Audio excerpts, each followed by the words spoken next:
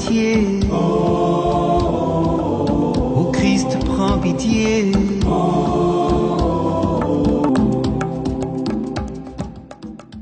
Fidèles amis de nos frères les saints, bonjour et bienvenue à notre rendez-vous de ce jour.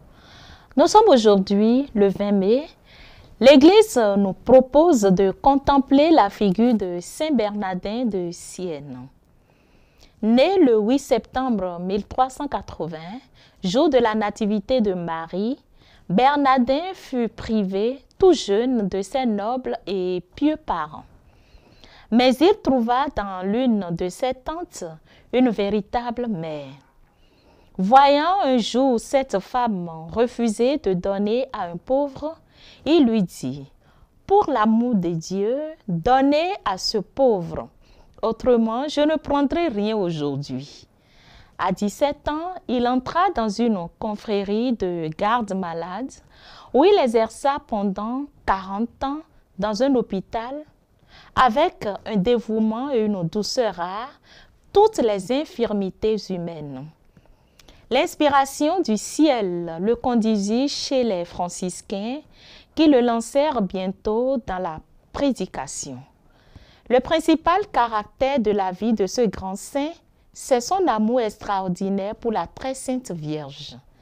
Grâce à la bonté de sa mère céleste, sa voix, faible et presque éteinte, devint inopinément claire et sonore. Bernardin fut un apôtre aussi brillant par son éloquence que par sa science et opéra en Italie de merveilleux fruits de salut. Sa pureté était si grande que le moindre mot inconvenant l'affligeait profondément.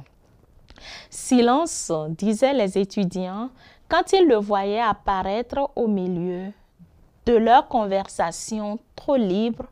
Silence, voici Bernardin. C'est à Bernardin de Sienne que remonte la dévotion au saint nom de Jésus. Il ne pouvait prononcer ce nom sans éprouver des transports extraordinaires. Il a été aussi un des apôtres les plus zélés du culte de Saint Joseph.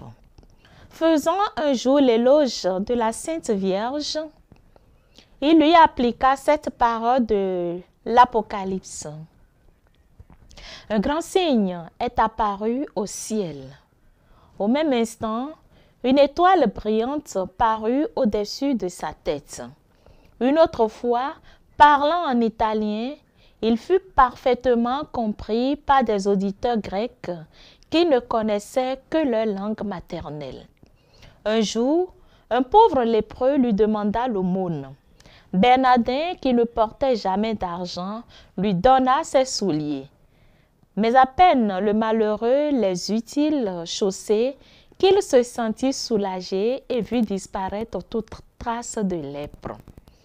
Bernardin, allant prêcher, devait traverser une rivière et ne pouvait obtenir le passage de la part d'un batelier cupide auquel il n'avait rien à donner. Confiant en Dieu, il étendit son manteau sur les eaux et, montant sur ce frêle esquif, passa la rivière. Que la prière de Saint Bernardin de Sienne nous obtienne de la part du Seigneur un amour débordant et intense de son saint nom et de sa sainte mère.